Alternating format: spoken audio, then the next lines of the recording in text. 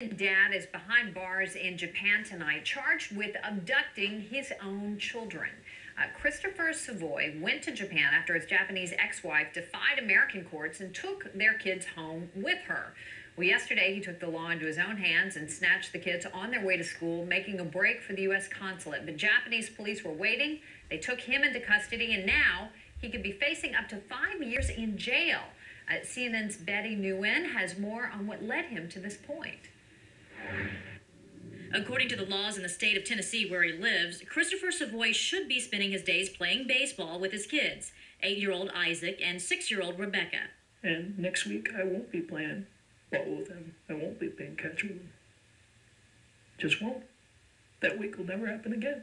His kids won't be here because Savoie's Japanese ex-wife Noriko, in violation of a court order, abducted them. Savoie says he only found out the children were gone when they didn't show up for school. And I got very concerned, and I kept calling. The schools kept calling. Nobody could get through to her. Finally, he called his father-in-law in Japan, who told him not to worry. So what do you mean, don't worry? They weren't at school. Oh, don't worry, they're here. I said, they're what? They're what? They're in Japan?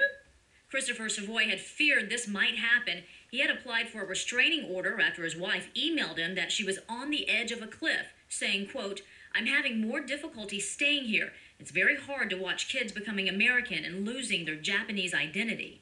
Japan does not recognize U.S. law in child custody cases. In fact, the U.S. State Department says they know of no case in which Japanese courts have ordered a child once taken to Japan to be returned to a parent in the United States.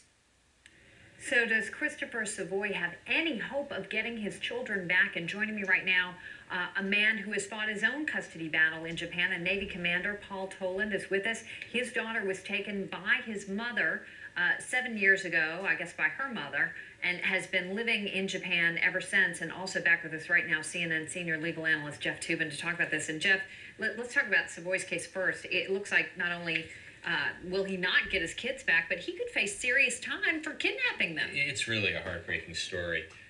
There is a convention of many countries about child custody issues that they agree to honor each other's rules.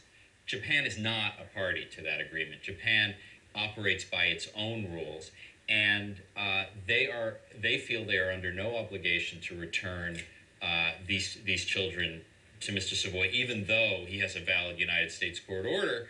And so I think he's just out of luck. And now I anticipate that the criminal case against him, the embassy will step in and help him out and probably get him out of jail promptly. But as for getting his kids back, I think he has very little chance. And family law in Japan operates very differently than American law. So as I was reading, even when a Japanese couple divorces, usually one person gets sole custody and the other sort of falls off the planet, right? You know, I learned this in reporting this story. I had no idea, but that's true. It's the idea of joint custody, which is true in all 50 states here, right, essentially doesn't exist in Japan, that one parent becomes the custodial parent and the other parent has almost no contact with the child. It's heartbreaking by our standards, but that's apparently routine, which is one reason why Mr. Savoie is in so much out of luck, is because he's the out parent in this case.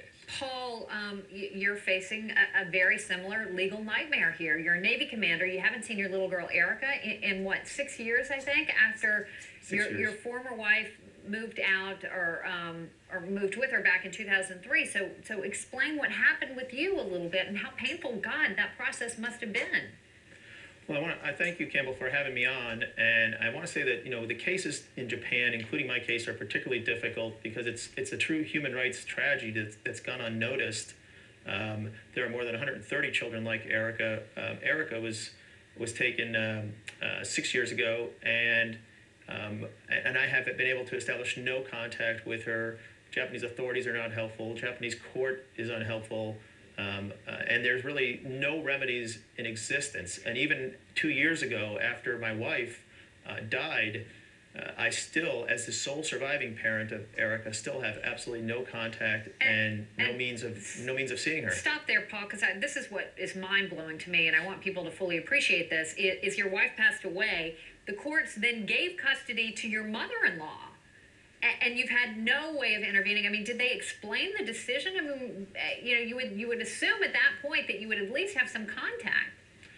They've had no contact. I've asked the State Department to help, and the State Department did make one visit to my daughter, and they told me that the family, the grandmother, did want to contact me, but when I tried to contact her, I was told just the opposite. I think they were just telling the State Department what they thought the State Department wanted to hear to get rid of them. So there's been no hope. When somebody's child is taken to Japan, you realize that it's absolute hopelessness. I continue to hold out hope in the face of hopelessness. There's no child has ever been returned from Japan, and I think in this case that just happened, Christopher realized this once he started looking into it, and realized that if he didn't do something, he would never see his children again. And I hope, and I continue to hold out hope to see Erica again one day, my daughter. But I do understand that the uphill battle in a country like Japan that has really no respect for international law, for the laws of other countries when it comes to parental rights. This is so depressing. Is there any hope? Well, is there anything the State Department can do? Well, this has to be a diplomatic effort. It has to be, because, after all, Japan is a very close ally of the United States. Our governments are in constant contact. You would hope that the State Department could work through the Japanese government. I suppose the only thing you can do is wait until the child is old enough, until she can reach out to contact her father. But that's missing a child's entire childhood. Well, Paul, I certainly hope that you don't have to wait that long. Best of luck to you. Jeff Toobin, as always, appreciate it, Jeff. Thank you. Coming up next, we'll have tonight's Guilty Pleasure, the video.